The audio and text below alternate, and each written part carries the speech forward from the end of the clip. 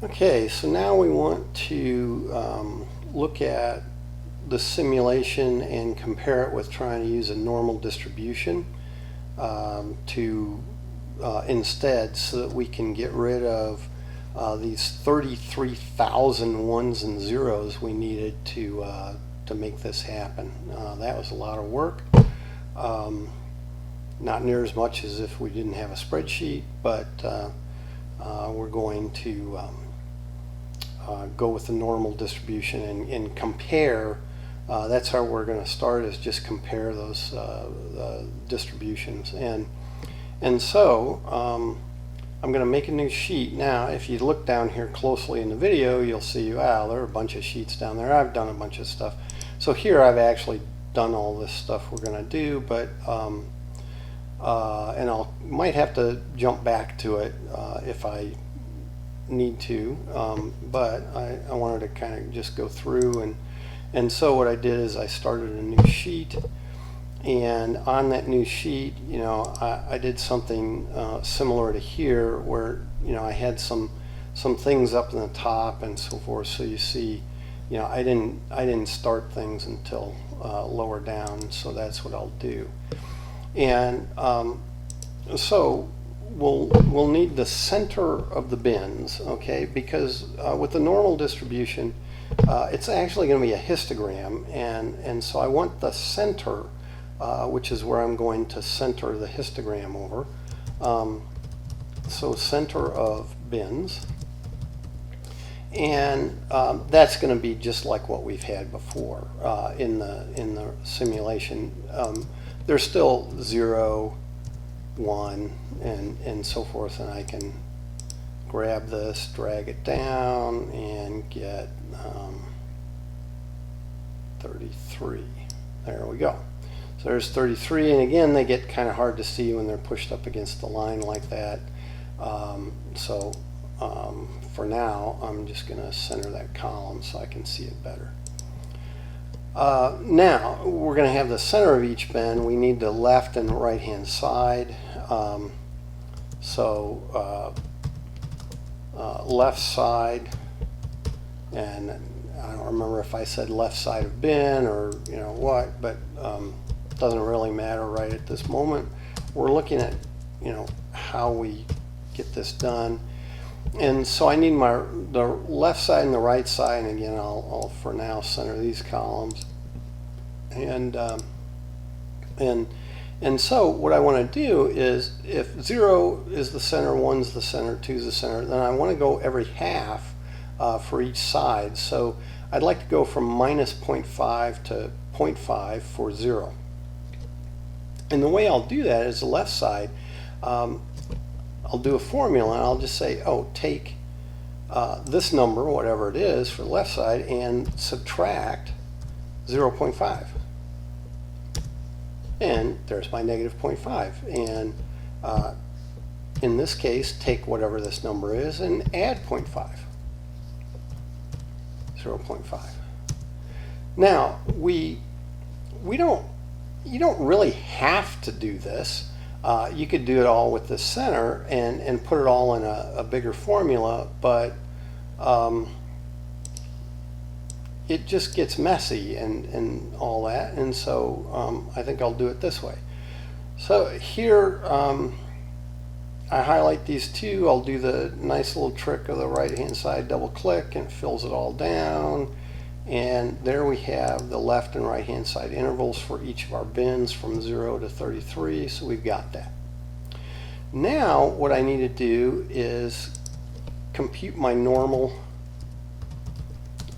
distribution. We're going to do this in two pieces. So I'm going to call it the normal distribution, make that a little wider. Now, to do the normal distribution, I need the mean and the standard deviation. Well, I know how to do that. I just need to know, I want to put it in the same cell as I did before, and so that was in D. Okay, so here's our mean, and here's our standard. Now I'm going to call it standard error. because we're doing a sampling distribution. We're mimicking a sampling distribution here.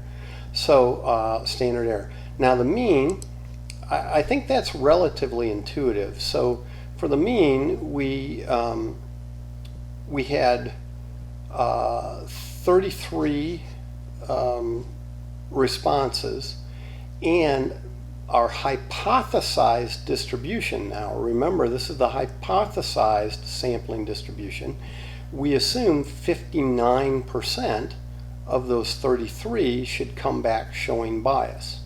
Okay, so that's what we'll do. We'll just say take 33 times 0.59, so there's 33 times 0.59, and yeah, we would expect 19.47 of them to come back showing some type of bias, any bias. Now, I think that's pretty intuitive. Now, the standard error, not so much. But when you're dealing with a proportion like that, where you have these independent trials, now got to be careful about word trials and so forth, but we'll go with independent observations since they were our observations in this case. We had these 33 independent observations. Now, why independent? Well, they were different doctors. And so we're going to say, well, they had nothing to do with each other. Now, that may not be exactly true, but that's our assumption.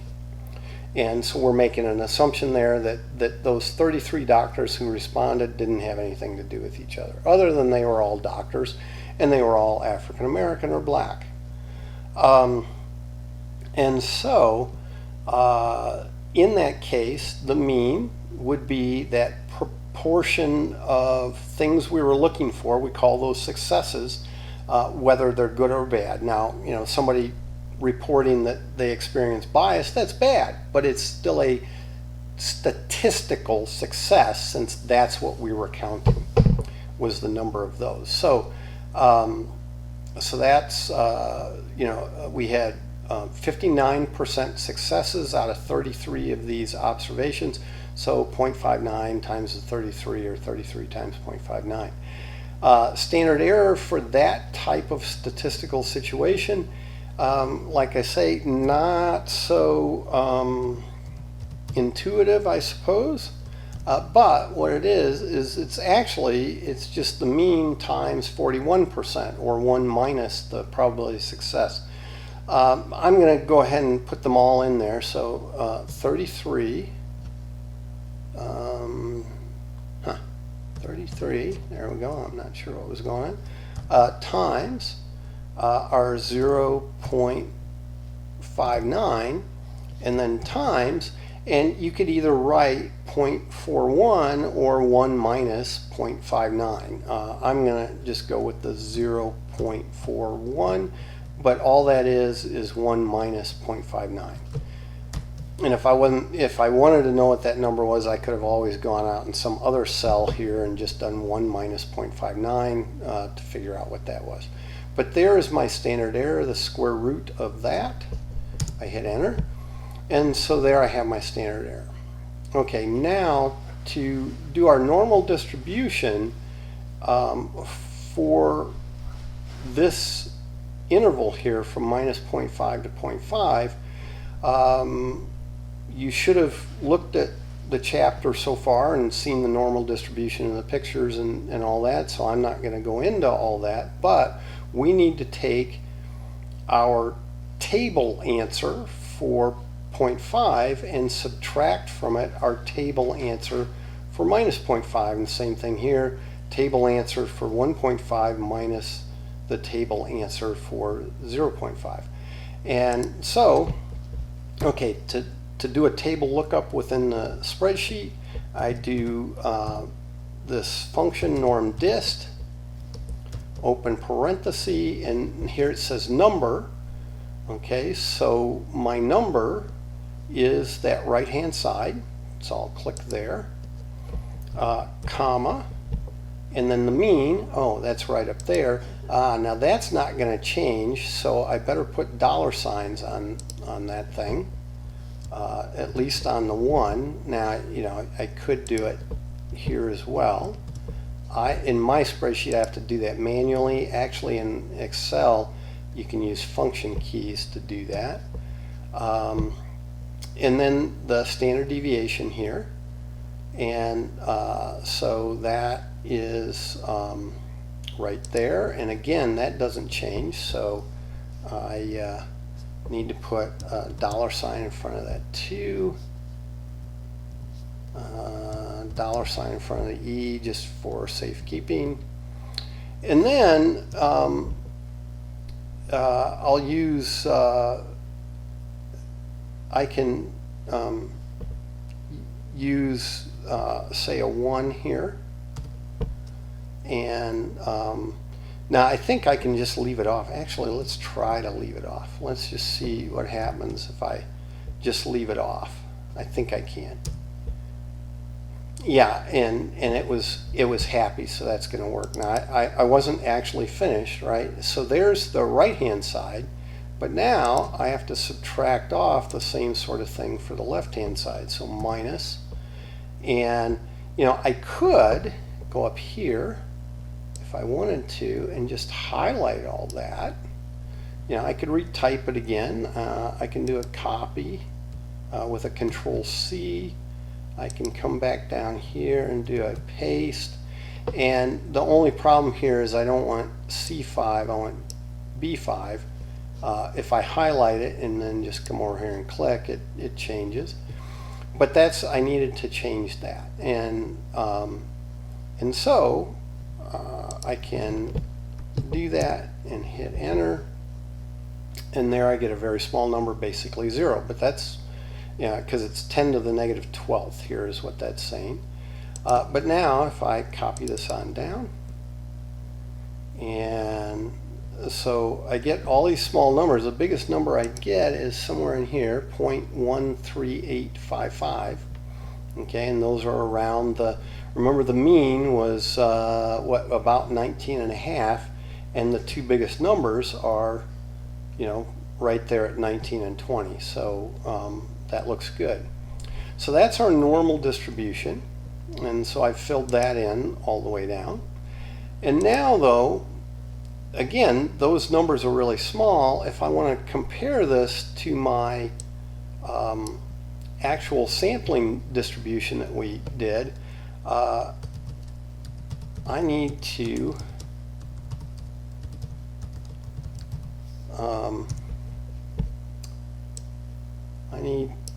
multiply it, because this is going to add to about 1.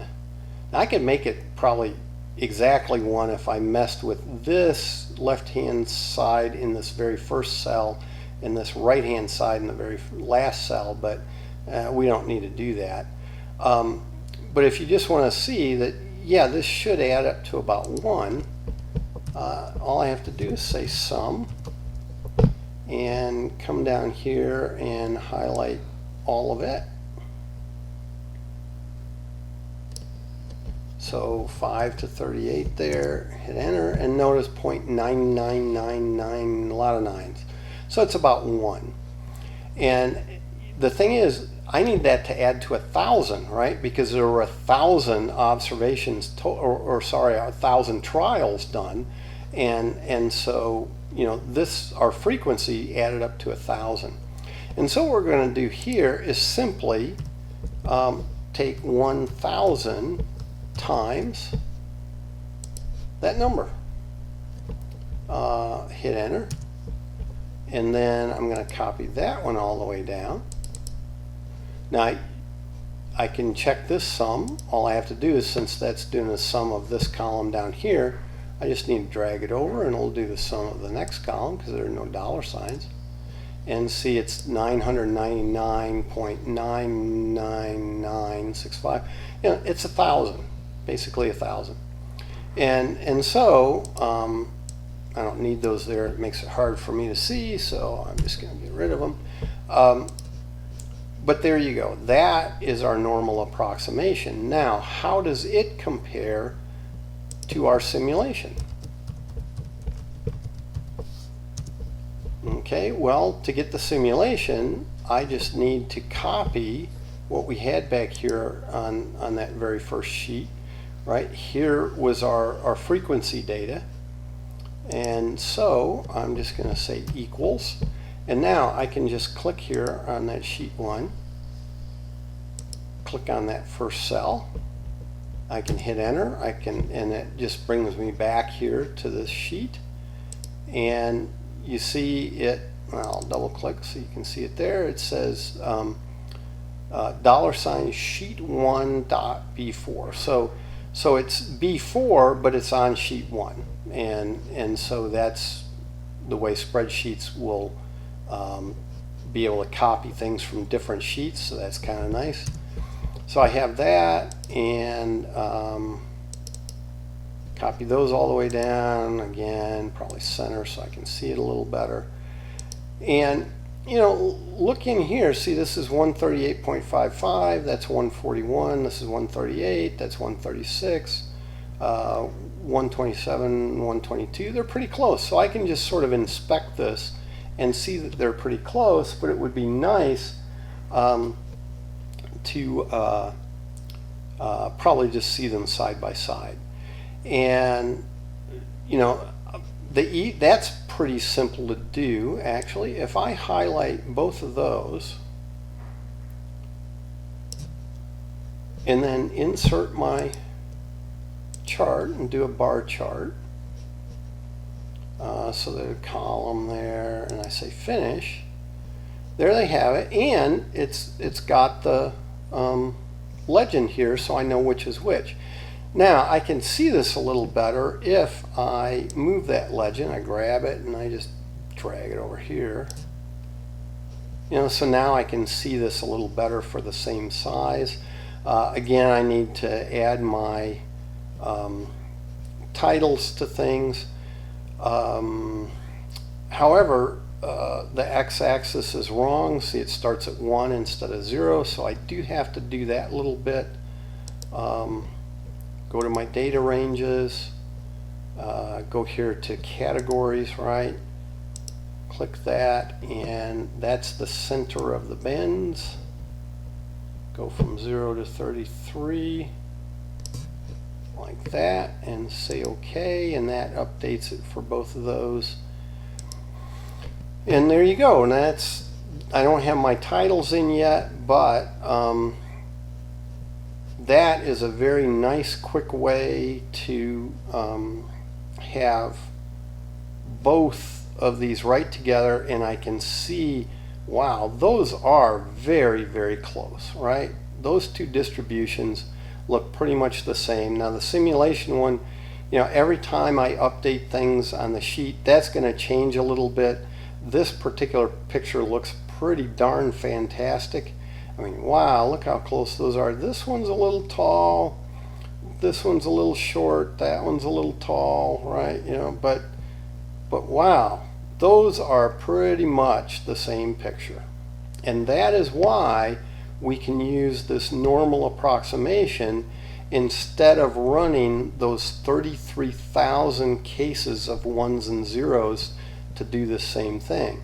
Now this is important because we have two other cases we're going to look at. So we want to look at the African American black group, and we'll do that next. We'll go back and kind of redo what we did here in sheet 1 with looking at our p-value and so forth, and getting, here we got right now our p-value is about 0.14. What we'll see is that if we use this distribution here as our sampling distribution, the normal approximation, we will get an answer, a p-value of about what I think 0.141, so 14.1%, I think, and it won't change. It's always the same. So we'll get that, which is about what we're getting with our simulation. And so this is a great tool, this normal distribution and normal approximation to sampling distributions of the mean. And, and we can see it right here. And so this is, helps us to see our analysis here. Now, if you don't want to do it this way, although I think this is a really nice way to look at it, but if you wanted to do it as two separate plots, that would be fine. So for instance, you could go here, you could do the normal plot. Okay, so insert my chart, finish that one. Okay, and again, my x-axis is off, so I want to go in here and fix that under the categories. And I need to go from 33 up here to 0. So I do it once and I say OK, and of course I'll need titles on this one, but that does that one, and then I can do this one separately. Whoops, I want to start there so I can know which one I have. And I highlight. Now I can't see it behind this picture, but I know that it goes down to that line there. And so I insert a chart again, bar chart like that with columns, finish. And here I again need to go in here and fix categories. So 0 down to my 33, say OK. And now these are, in this case, both the same color, but I could go in here and change this one if I want. Format data series. See, it came up there as blue. Area, that's where you, in this spreadsheet, that's where you find the color. You look around till you find it, and there are all these different things you can mess with, but here I could go with red. That's brick red. There's red. So I'll call it red and say OK, and now that one's red, just like it was in the other picture. Now, one thing though is this really should be a histogram. Now, in this first, I guess I have to move this to see it. In this first plot, trying to mix a histogram and a bar chart, not simple at all. Now, I ended up doing it. I might even have a picture here somewhere. If I go down, I don't know if I have it or not. So this is where I'd kind of done this before. No, I don't see it there. Oh, there it is. So I did this. Isn't that nice, right? I did the normal distribution here as a histogram, and then the simulation as a bar chart, and put one over top the other. Wow, does that look cool, right? However, that's not easy, and I actually had to do it. That's two different charts, and I had to make the various things transparent in the bar chart one, and I had to kind of maneuver it and get things exactly right so it sat right on one top of each other. But those are actually two different charts, and so you can't copy and paste that into Word quite the same way, and so forth. So it's a tough thing to do, and it's probably in general, well, it's definitely for you all not worth the time and the work you would have to do to get it in there. But it can be done, and it looks very nice. But something like that is fine. But also, putting them side to side is fine. And in this case, to leave this as a bar chart in this particular situation where you're comparing the two, I think that's fine. Not a problem. However, right, you could, this is one of those things, you don't necessarily have to, but you know, it's probably nice. Let's see, I think we go to format data series, we go to options, right, and we take that spacing down to 0. We say OK, and there we have our histogram for our approximation. We have our bar chart for the simulation because that was discrete. And so, you know, you could do 2 separate plots like this and put them together as you've done in other parts of projects, you know, and just label them nicely and go do it like that. But this top one's okay as well. And if you were comparing these two and you didn't make this one a histogram, you left it as a bar chart, yeah, that's fine too. You know, I don't think that hurts in this case because, again, you know, this, I kind of like this picture better than the 2 separate ones, and we aren't going to make the histogram versus the bar chart. They're both going to be bar charts because it's just way easier to do that. Okay, and so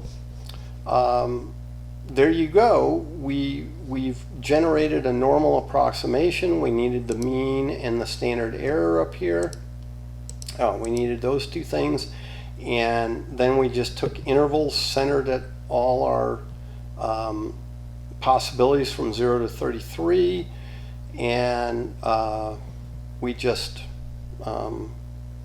you know, made that normal approximation. We compared it, and yeah, it looks very good. And so that's what we're going to use to do the African American black group again, and then we'll move to the column with Hispanics, returning those.